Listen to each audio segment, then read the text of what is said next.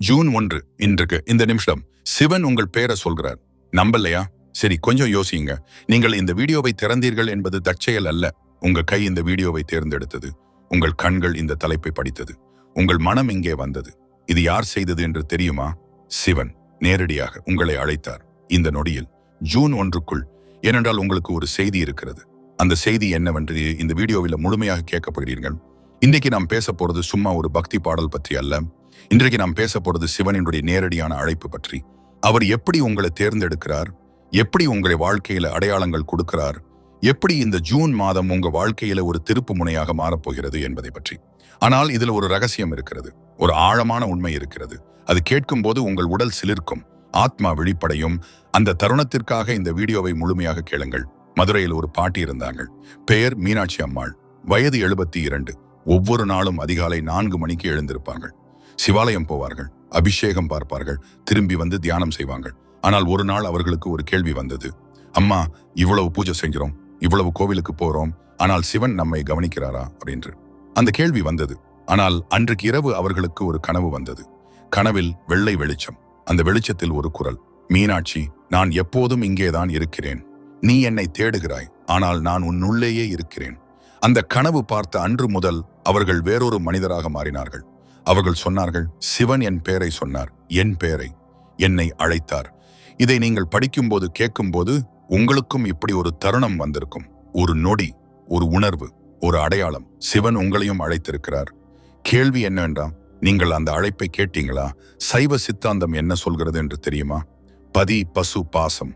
சிவன் பதி, நாம் பசு. இந்த உலக பந்தங்கள் பாசம். நாம் பாசத்தில் சிக்கி இருக்கிறோம். ஆனால் சிவன் நம்மை விட்டுவிடவில்லை. அவர் எப்போதும் இழுக்கிறார், நம்மை நோக்கி, மெதுவாக, அன்போடு. ஒரு தந்தை தன் குழந்தையை இழுப்பது போல, ஒரு ஆசிரியர் தன் மாணவனை அழைப்பது போல. அது ஒரு நேரடி அழைப்பு, அல்லது ஒரு பிரபஞ்ச செய்தி. அது உங்களுக்காகவே. இப்போது நான் ஒரு கேள்வி கேட்கிறேன். இந்த ஜூன் மாதம் உங்கள வாழ்க்கையில என்ன நடக்கிறது? மனம் அமைதியாக இருக்கிறதா? அல்லது ஏதோ ஒரு தவிப்பு இருக்கிறதா? ஒரு தேடல் இருக்கிறதா? ஒரு கேள்வி இருக்கிறதா? அந்த தவிப்பே சிவனின் அழைப்பு. அந்த தேடலே அவர் உங்களுக்கு வைத்த வழி. அந்த கேள்வியே அவர் உங்களிடம் பேசும் மொழி. திருவாசகத்தில் மாணிக்க வாசகர் என்ன சொன்னார் தெரியுமா? பித்தா பிறைசூடி பெருமானே என்று அழைத்தார். பித்தன் என்று அழைத்தார் சிவனை. ஏன்? ஏனென்றால் சிவன் ஒரு பித்தன். அவர் யாரையும் விட்டு விடுவதில்லை. தீயவர்களையும் நல்லவர்களையும், பாவம் செய்தவர்களையும் புண்ணியம் செய்தவர்களையும் எல்லோரையும் அணைக்கிறார். இது ஒரு தாய்மையான அன்பு. இது ஒரு தந்தையின் பாசம். இது பரம்பொருளின் கருணை. ஆனால் இங்கே ஒரு ஆழமான உண்மை இருக்கிறது. நாம் அவரை தேடும்போது அவர் நம்மை ஏற்கனவே அடைந்திருக்கிறார். நாம் கோவிலுக்கு போகிறோம், அவர் நம் இதயத்தில் காத்திருக்கிறார். நாம் மலையேறுகிறோம் தரிசனத்திற்கு, அவர் நம் மூச்சில் இருக்கிறார். நாம் தியானம் செய்கிறோம் அவரை காண, அவர் நம் உணர்வுகளில் ஆடிக்கொண்டிருக்கிறார். இது ஒரு அற்புதமான பரம ரகசியம். இது ஒரு கோஸ்மிக் விளையாட்டு. சென்னையில் ஒரு ஐயர் இருந்தார். பெயர் சுப்பிரமணியம். வயது 65.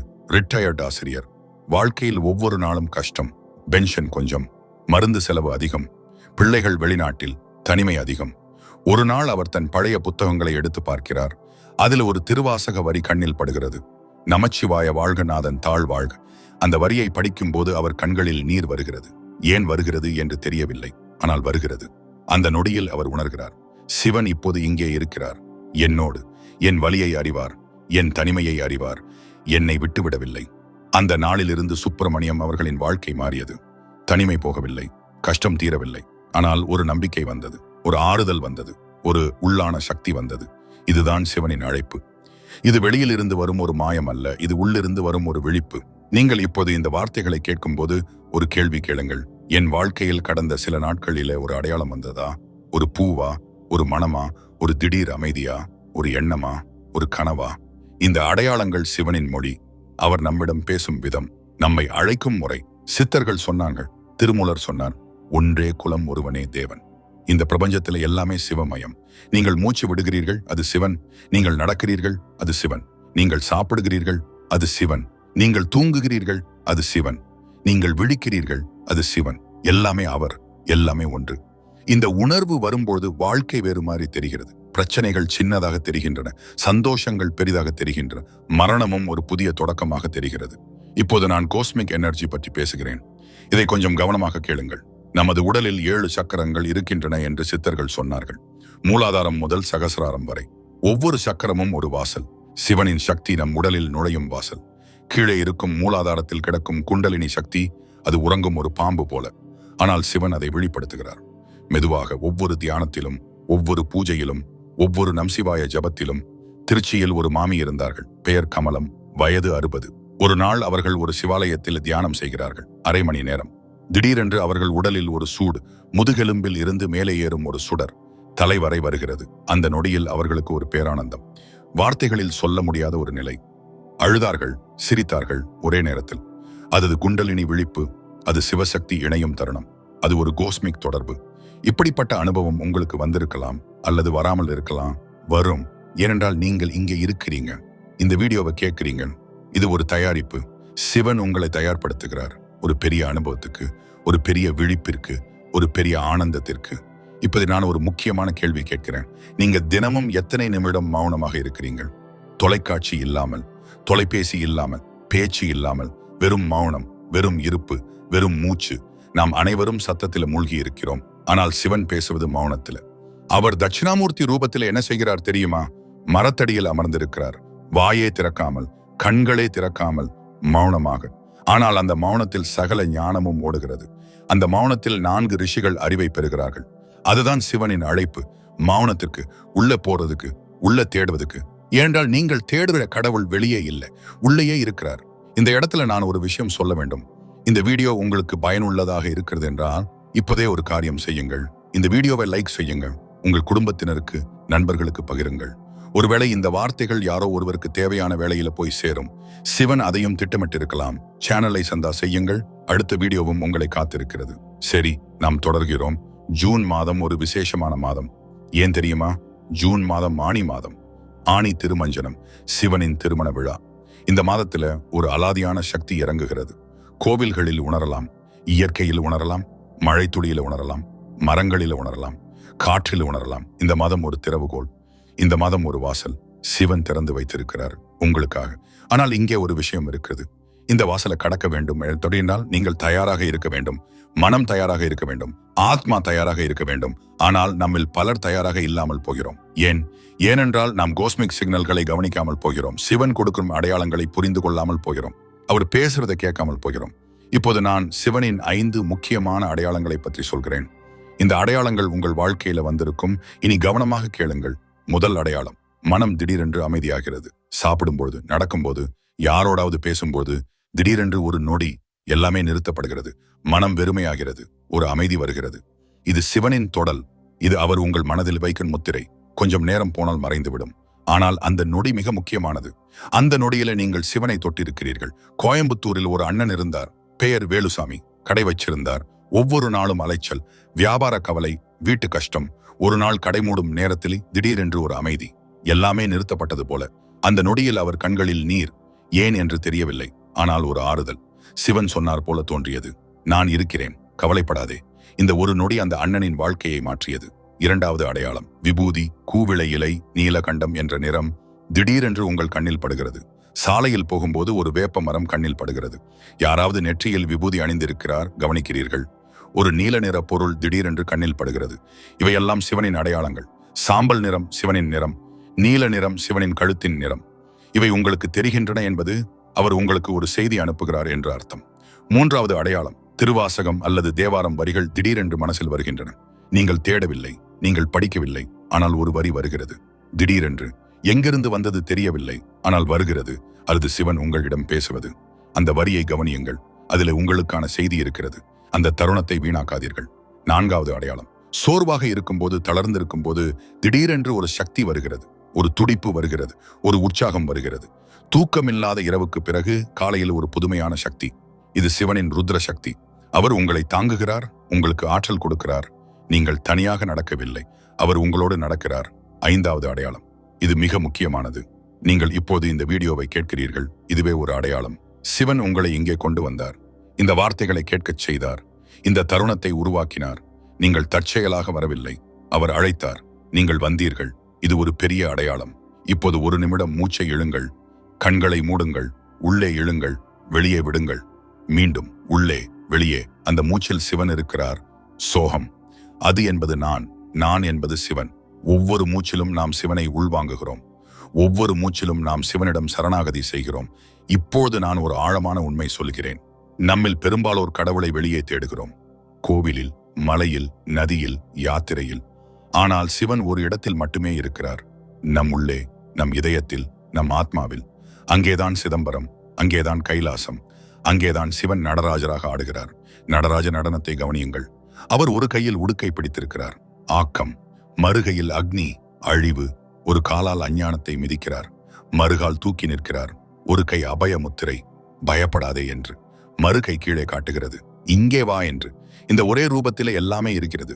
ஆக்கம், காப்பு, அழிவு, மறைவு, அருள், பஞ்சகிருத்தியம், 5 செயல்கள். இது பிரபஞ்சத்தின் ஆட்டம். இது உங்கள் வாழ்க்கையின் ஆட்டம். உங்கள் வாழ்க்கையிலும் இந்த 5 செயல்கள் நடக்கின்றன. புதியவை உருவாகின்றன, பழையவை அழிகின்றன, சில விஷயங்கள் மறைகின்றன, சில விஷயங்கள் திடீரென்று தோணுகின்றன. இது எல்லாம் சிவனின் நடனம். உங்கள் வாழ்க்கையை அவர் ஆடுகிறார். நீங்கள் அவர் கையில் இருக்கிற ஒரு கருவி, ஒரு அற்புதமான கருவி. இந்த இடத்துல ஒரு முக்கியமான விஷயம் சொல்ல வேண்டும். நிறைய பேர் கேட்கிறாங்க, சிவன் என்னை கவனிக்கிறாரா அப்படின்று, என் பிரார்த்தனை கேட்கிறாரா என்று, என் கஷ்டம் தெரியுமா என்று. இந்த கேள்விக்கு பதில் மிகவும் தெளிவானது. ஆம், அவர் கவனிக்கிறார். ஆம், அவர் கேட்கிறாரு. ஆம், அவர் தெரியும். ஆனால் அவர் நம் கஷ்டங்களை உடனடியாக தீர்க்காத போது நாம் அவர் கவனிக்கவில்லை என்று நினைக்கிறோம். இது தவறு. ஒரு தாய் தன் குழந்தை கீழே விழுந்தால் உடனே எடுத்துக் கொள்கிறாளா? இல்லை. குழந்தை எழுந்திருக்க கொஞ்சம் கஷ்டப்படட்டும் என்று விட்டு வைக்கிறாள். ஏனென்றால் அந்த கஷ்டத்தில குழந்தை நடக்க கற்றுக்கொள்கிறது. நம் கஷ்டங்களும் அப்படியே. அவை நம்மை வலுப்படுத்துகின்றன, நம்மை முதிர்படுத்துகின்றன, நம்மை சிவனை நோக்கி இன்னும் அழைத்துச் செல்கின்றன. வேதாந்தம் சொல்கிறது, துக்கமே முக்தியின் வாசல் என்று. கஷ்டமில்லாமல் கதவு திறக்காது, வலி இல்லாமல் விழிப்பு வராது, அழுகை இல்லாமல் ஆனந்தம் அறியப்படாது. நம் வாழ்க்கையில் வரும் ஒவ்வொரு கஷ்டமும் சிவன் நமக்கு கொடுக்கும் ஒரு வாய்ப்பு. அதை கடந்து வர சொல்கிறார், அதுல வளர சொல்கிறார், அதை கடந்து அவரை அடைய சொல்கிறார். இப்போது ஒரு அற்புதமான கதை சொல்கிறேன். இது ஒரு உண்மையான நிகழ்வு. திருவண்ணாமலை அருகே ஒரு கிராமத்தில் ஒரு பெண் இருந்தார்கள். பேர் பார்வதி, வயது 68. அவர்கள் வாழ்க்கையில நிறைய கஷ்டங்கள். கணவர் சீக்கிரமே போய்விட்டார். பிள்ளைகள் நன்றாக இல்லை, வறுமை அதிகம். ஆனால் அவர்கள் ஒவ்வொரு வருடமும் கார்த்திகை தீபம் பார்க்க திருவண்ணாமலை போவார்கள். ஒரு வருடம் போகவே முடியவில்லை. பணம் இல்லை, உடல் நலமில்லை, மனசு மிகவும் வலித்தது. அன்று இரவு அவர்கள் திண்ணையில் அமர்ந்திருந்தார்கள். திருவண்ணாமலை மலை நோக்கி கண்களில் நீரோடு சொன்னார்கள், அண்ணாமலையா, இந்த வருடம் வர முடியவில்லை. ஆனால் நீ மட்டும் கார்த்திகை தீபம் ஏற்று. என் மனசு நிறைந்திருக்கிறது. அந்த இரவு அவர்களுக்கு ஒரு அனுபவம் வந்தது. அவர்கள் சொன்னார்கள், திருவண்ணாமலை மலை மேலே தீபம் ஏறுவதை என்னால் காண முடிந்தது. கண்ணில் காணவில்லை, ஆனால் உள்ள கண்ணில் காண முடிந்தது. அந்த ஒளி என் உள்ளே ஏறியது போல. அந்த நொடியில் என் கஷ்டங்கள் எல்லாம் கரைந்தன போல. இதுதான் சிவனின் கருணை. உடலால் போக முடியாத போது மனசால் போகலாம்.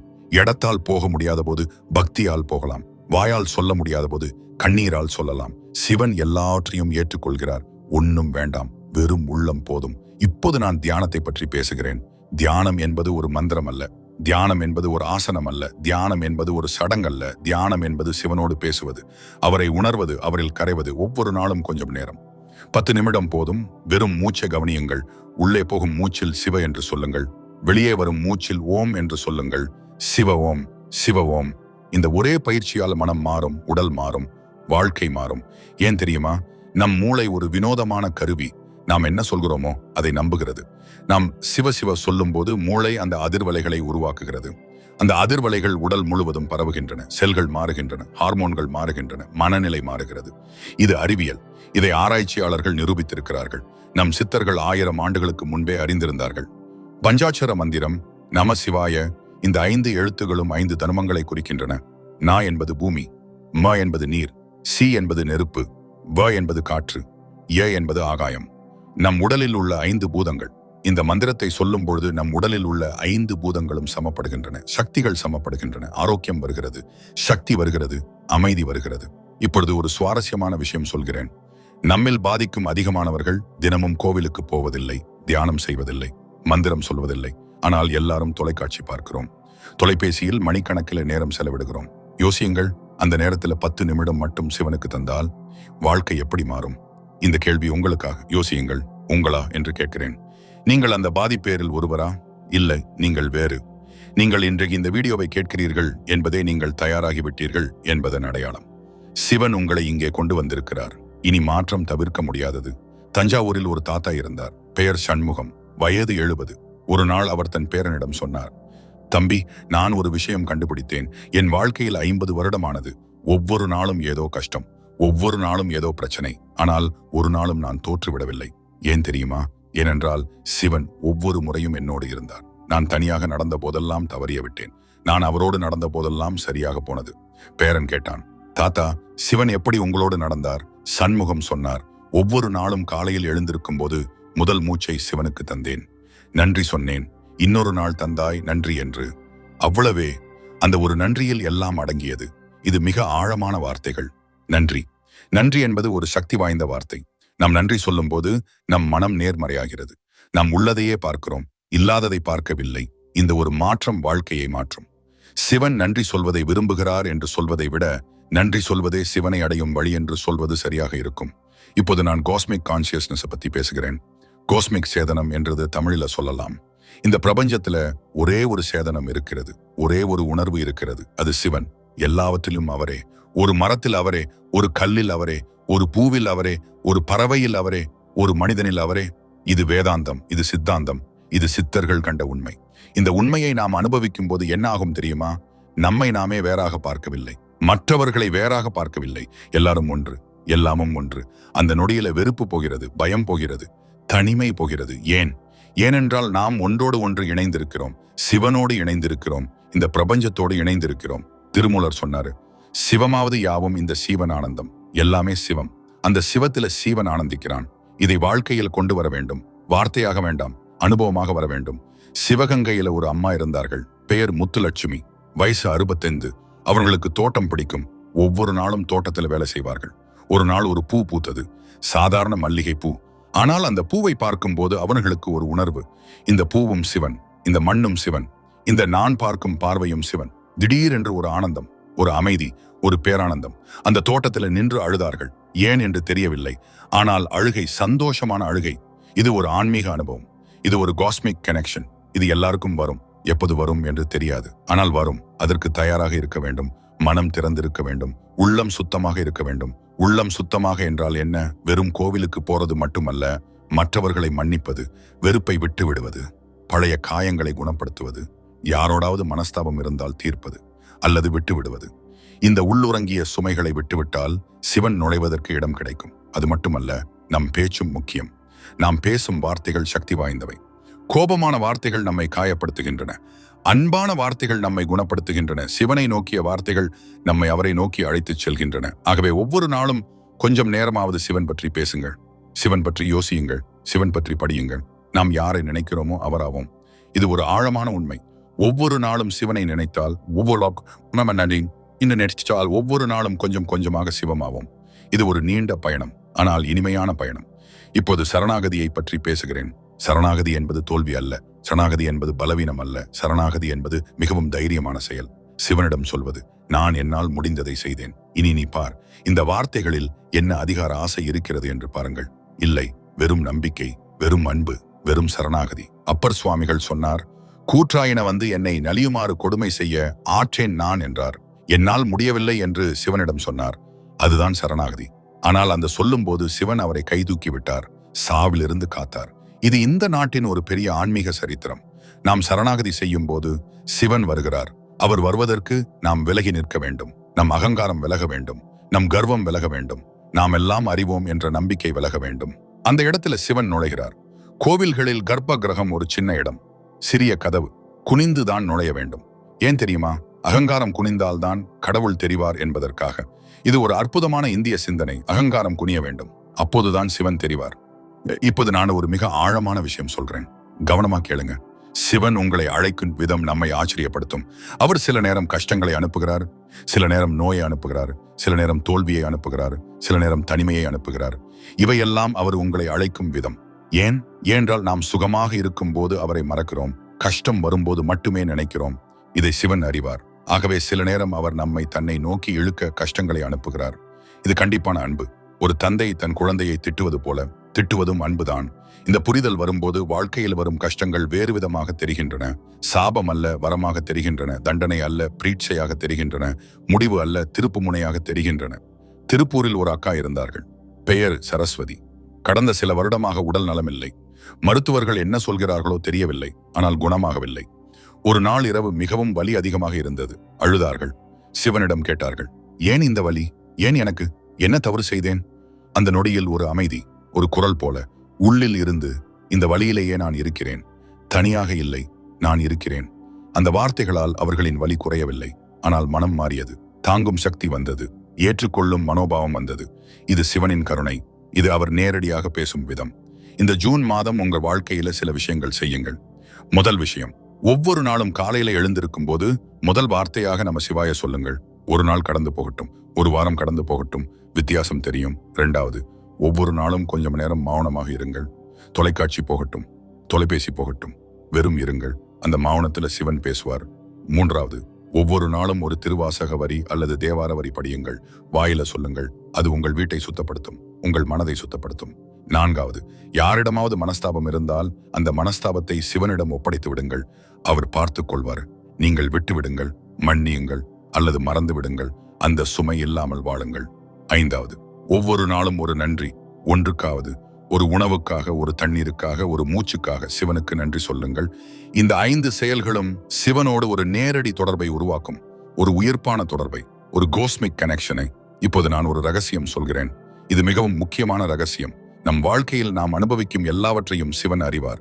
நம் கஷ்டங்களை அறிவார், நம் சந்தோஷங்களை அறிவார், நம் கனவுகளை அறிவார், நம் பயங்களை அறிவார், நம் ஆசைகளை அறிவார். ஆனால் அவர் காத்திருக்கிறார் நாம் கேட்கும் வரை. ஏனென்றால் நம் விருப்பத்திற்கு மதிப்பு கொடுக்கிறார், நம் சுதந்திரத்தை மதிக்கிறார். நாம் கேட்கிற போது அவர் வருகிறார். நாம திறந்தும் போது அவர் நுழைகிறார். நாம் அழைக்கும் போது அவர் வருகிறார். இதுதான் ஆன்மீகத்தின் மிக முக்கியமான சூத்திரம். கேளுங்க, திறங்கள், அழையுங்கள், சிவன் வருவார். ஒரு புன்னகை வரும், ஒரு அமைதி வரும், ஒரு வெளிச்சம் வரும். அது சிவன் நுழைந்த அடையாளம். இப்போது நாம ஒரு முக்கியமான விஷயம் பேசுகிறோம். ஆன்மீக விழிப்பு என்பது என்ன? பலர் நினைக்கிறாங்க ஆன்மீக விழிப்பு என்பது யாரோ மகாத்மாக்களுக்கு மட்டுமே வரும் என்று, ரிஷிகளுக்கு மட்டுமே வரும் என்று, ஹிமாலயத்தில் சென்று தவம் செய்தால் மட்டுமே வரும் என்று. இல்லை, ஆன்மீக விழிப்பு எல்லாருக்கும் வரும். சாதாரண வீட்டில் இருப்பவருக்கும் வரும், கடினமான வாழ்க்கை வாழ்பவருக்கும் வரும், தினமும் கஷ்டப்படுபவருக்கும் வரும். ஆன்மீக விழிப்பு என்பது ஒரு அனுபவம். நாம் யார் என்று புரிவது, நாம் வெறும் உடல் அல்ல என்று புரிவது, நாம் வெறும் பெயர் அல்ல என்று புரிவது. நாம் ஒரு ஆத்மா, அந்த ஆத்மா சிவனின் ஒரு பகுதி. இந்த புரிதல் வரும்போது வாழ்க்கை மாறும், தேவைகள் மாறும், முன்னுரிமைகள் மாறும், மகிழ்ச்சியின் மூலம் மாறும். சோழ நாட்டில் ஒரு கவிஞர் இருந்தார். அவர் பல வருடங்கள் புகழ் தேடினார், செல்வம் தேடினார், அங்கீகாரம் தேடினார். ஒரு நாள் அவர் சிவாலயத்தில் உட்கார்ந்திருந்தார். திடீரென்று ஒரு உணர்வு. நான் இவ்வளவு நாளும் என்ன தேடினேன்? எல்லாமே வெளியே தேடினேன், ஆனால் என் உள்ளே என்ன இருக்கிறது என்று பார்க்கவே இல்லை. அன்று முதல் அவர் வேறு மனிதராக மாறினார். அவர் எழுதிய கவிதைகள் மாறின, அவர் வார்த்தைகள் மாறின, அவர் வாழ்க்கை மாறியது. இது ஆன்மீக விழிப்பு. இது ஒரு திருப்பு முனை, இது ஒரு புது பிறப்பு. இப்பொழுது மிக முக்கியமான ஒரு தருணம் வந்திருக்கிறது. இந்த வீடியோவை கேட்கும் நீங்கள் ஒரு விஷயம் செய்யுங்க. இப்போதே கண்களை மூடுங்கள்.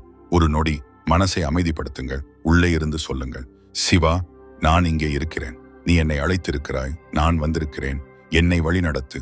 இந்த 3 வரிகளே போதும். இது ஒரு பிரார்த்தனை, இது ஒரு அழைப்பு, இது ஒரு சரணாகதி. சிவன் கேட்கிறார், சிவன் வருகிறார். நன்றி சொல்ல வேண்டும். இந்த வீடியோவை திட்டமிட்டு வார்த்தைகளை தேர்ந்தெடுத்து உங்களுக்காக கொண்டு வர நிறைய நேரமும் முயற்சியும் செலவிட்டோம். நீங்கள் இந்த ஒரு வீடியோவை முழுமையாக கேட்டீங்கள் என்றால் அது ஒரு பெரிய அடையாளம். சிவன் உங்களை தயார்படுத்துகிறார் ஒரு பெரிய மாற்றத்திற்கு. இன்று நாம் பேசியது என்னவென்று ஒரு முறை நினைவுபடுத்துகிறேன். சிவன் நம்மை அழைக்கிறார். அவர் அழைப்பு பலவிதத்தில் வருகிறது. மௌனத்தில் வருகிறது, கஷ்டத்தில் வருகிறது, அன்பில் வருகிறது, அடையாளங்களில் வருகிறது, நம் மூச்சில் வருகிறது. அந்த அழைப்பை கேட்க மனம் திறந்திருக்க வேண்டும், ஆத்மா விழிப்பாக இருக்க வேண்டும், இதயம் அன்போடு இருக்க வேண்டும். ஒவ்வொரு நாளும் நம்ம சிவாய சொல்லுங்கள், ஒவ்வொரு நாளும் மௌனத்தில் இருங்கள், ஒவ்வொரு நாளும் நன்றி சொல்லுங்கள், ஒவ்வொரு நாளும் அன்போடு வாழுங்கள். இந்த 4 செயல்களே போதும். சிவன் மற்றதை பார்த்துக் கொள்வார். ஜூன் 1 ஒரு தொடக்கம். இன்று முதல் ஒரு புதிய பயணம் தொடங்குகிறது. உங்கள் வாழ்க்கையில் ஒரு புதிய அத்தியாயம் தொடங்குகிறது. சிவன் கையெடுத்தார், நீங்கள் கை கொடுங்கள். அவ்வளவே. இந்த வீடியோ உங்களுக்கு பயனுள்ளதாக இருந்தால் இப்போதே கமெண்ட்ல சொல்லுங்கள், நம்ம சிவாய என்று எழுதுங்கள். அது உங்கள் அழைப்பு. சிவன் கேட்கிறார். சேனலை சந்தா செய்யுங்கள், மணி அழுத்துங்கள். அடுத்த வீடியோவும் உங்களை காத்திருக்கிறது. சிவனின் இன்னும் ஆழமான ரகசியங்களோடு.